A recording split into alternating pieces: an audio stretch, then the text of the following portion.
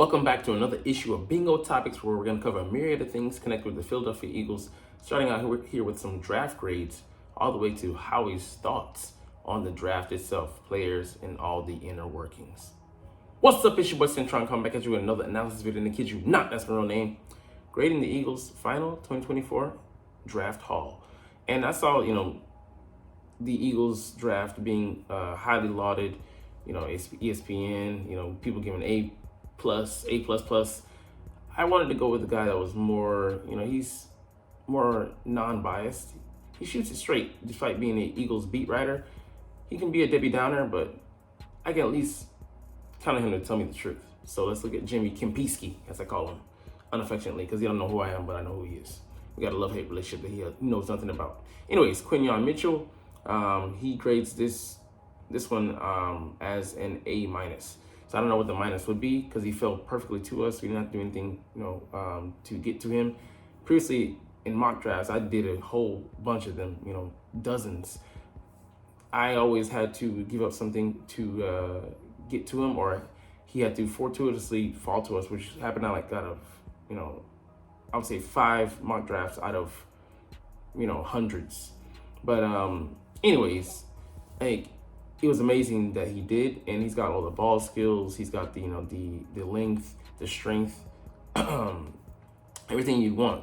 Playing up against superior competition at the Senior Bowl and against Ohio State 2 times, held his own. So you like the guy and what he'll be able to do for this franchise as a keystone corner.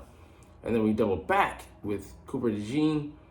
He gave this trade up and acquisition an A-. So I'm like, minus there. We did have to give up the 50th overall and the 53rd pick, which could have secured 2 guys that could have been starter quality. But when you have a guy there that you want, you move up, you take him. You do what it costs to get him, and he could potentially be outside corner for us, which would be the more valuable. But if he's just a starting safety for us, I think he plays that at a pretty high level, and he has that slot versatility as well. These 2 picks could transform wholly our secondary moving forward. He's only 21 years old. We got younger, better, faster, stronger, and the depth there now at the position and the youth is pretty encouraging. It's a stark contrast from last year, where we looked slow, old, and outdated. So update your model this year, folks. The Eagles probably won't be fielding a poor secondary, to say the least. All right, the next pick was Alex Hunt, and I think rightfully so. This was on C+, because he's not a guy that's going to contribute this year, and maybe not even next year. He's still learning a lot, still growing into his self, and who's the player he's going to be moving forward, because he was a safety not too long ago, playing a wholly new position at the collegiate level and then going into the pros. It's a whole new ball game, even with the athleticism that he's been able to put on display. So this pick will, might be upgraded, updated in the future, but we'll have to see. Right now, it's a pick based on potential, which is, where you could go with 3rd-round picks. But I like these, Curtis Marsh, Davion Taylor, Brian Smith. We haven't, done well previously with developing guys. We'll see if this go round it's any different. But this was a favorite of defensive coordinator Vic Fangio in the draft. So I like that he has a plan for him in place, and we'll see how he's able to bring him along. All right, the next one, Will Shipley.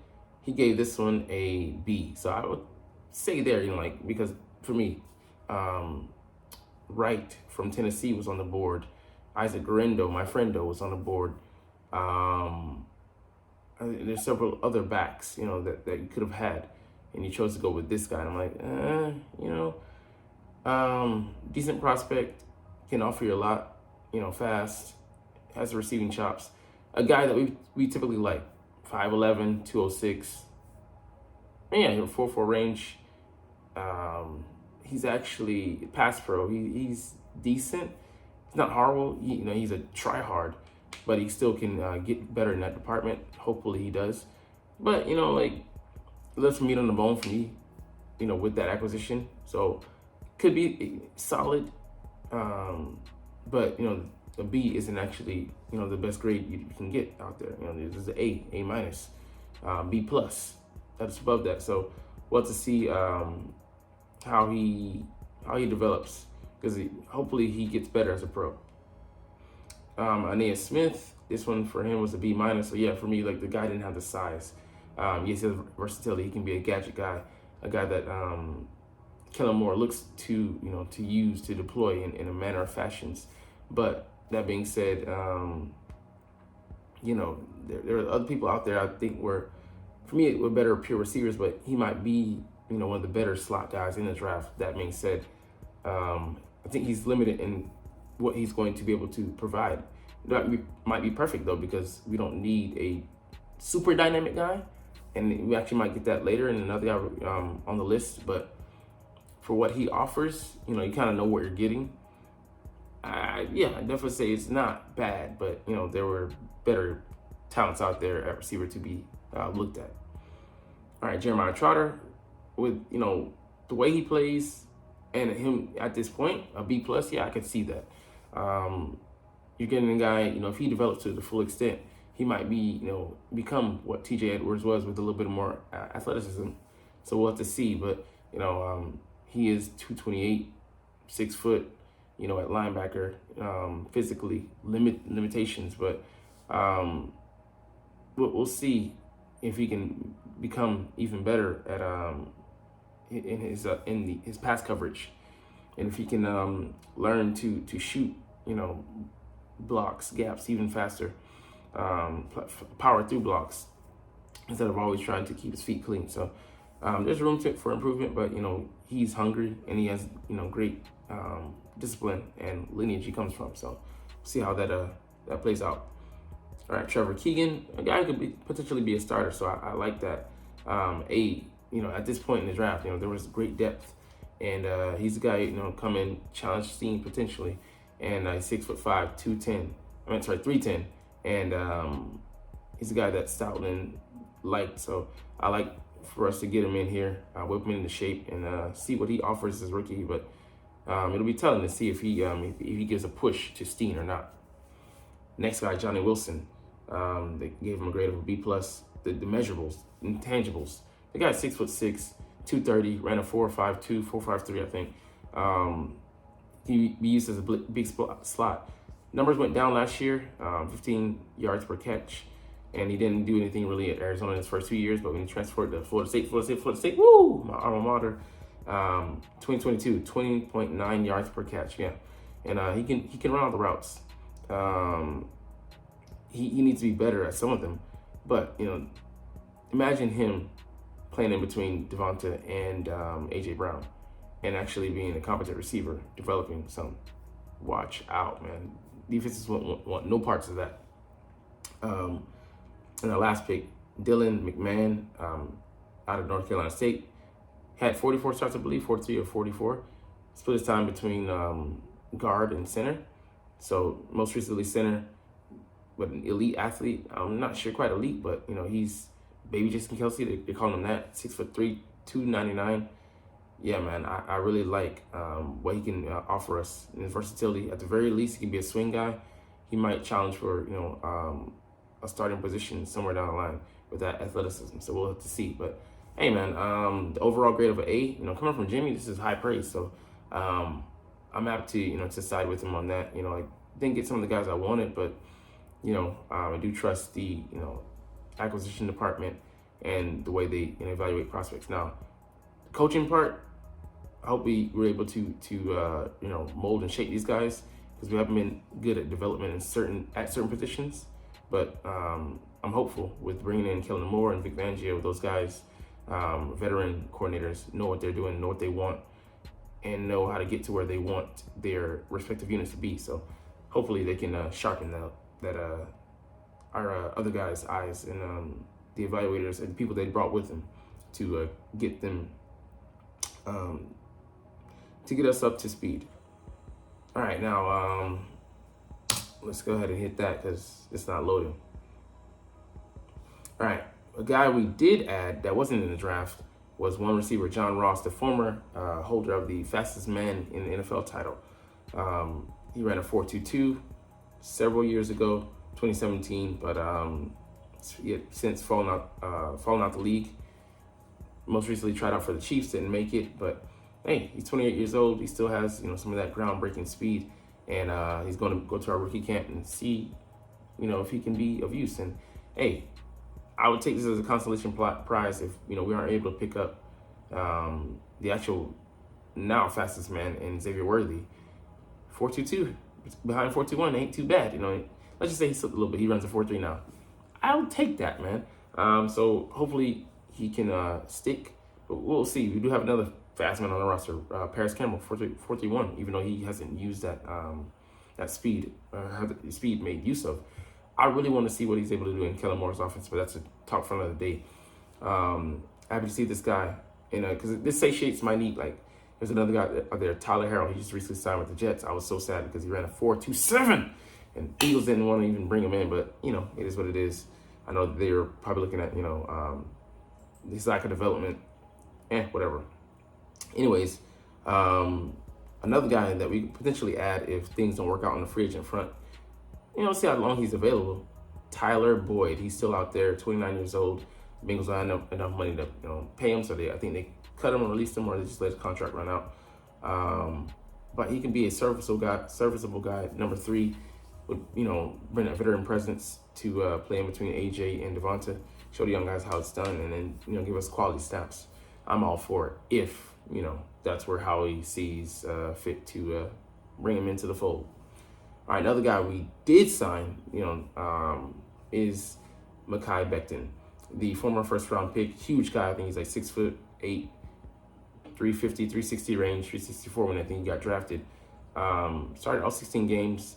PFF did, ding him for 12 sacks last year, which is a huge amount.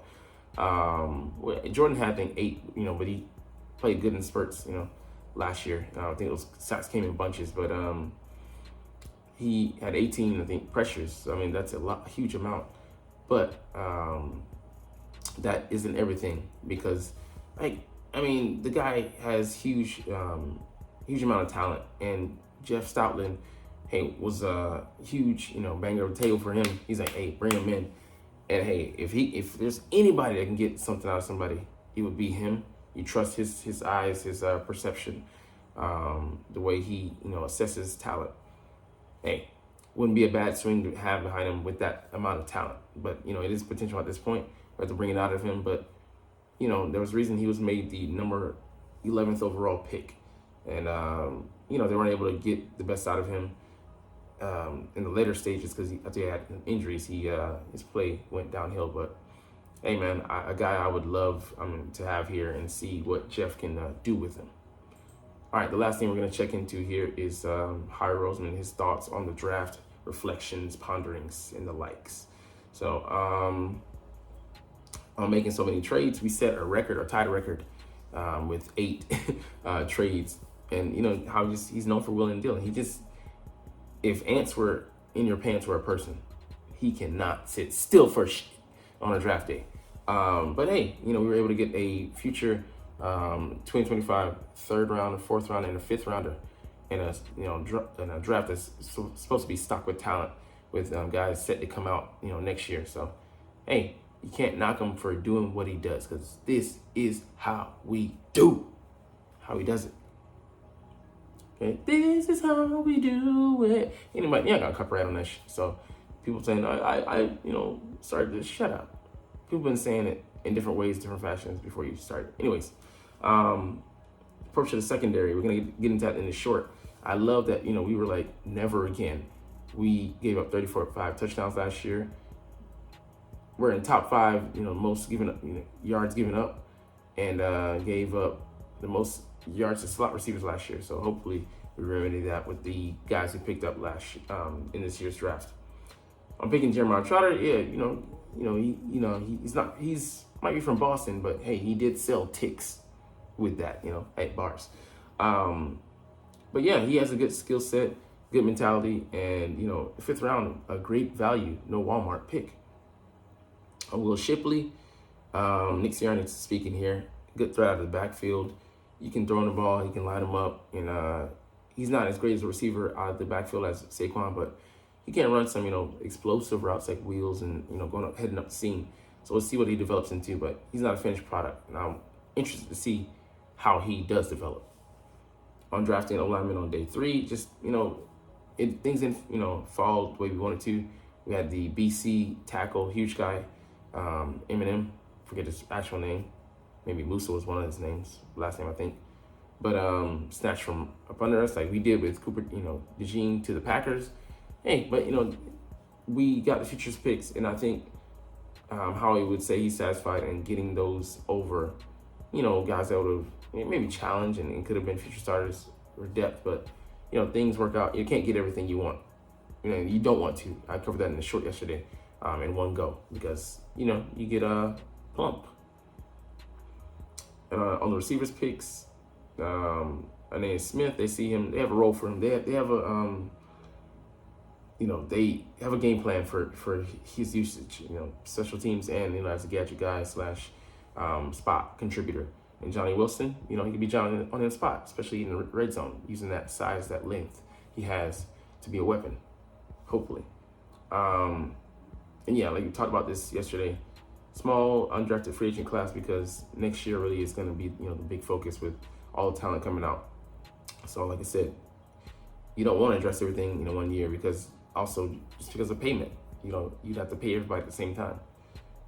In off-season mentality, we were deeply dissatisfied with the way last season ended, left a sour taste, and like I said, never again on one front with secondary, but also have the requisite talent and also the coaching prowess to be able to lead those guys, because we didn't have leadership at the coaching positions last year, and whether the guys could have figured it out or not, it just wasn't enough. And as a coach, we can't afford to have greenness, and we had some of that, and we saw it worked out. But glad to have veteran coaches, and hopefully they stick around for a while.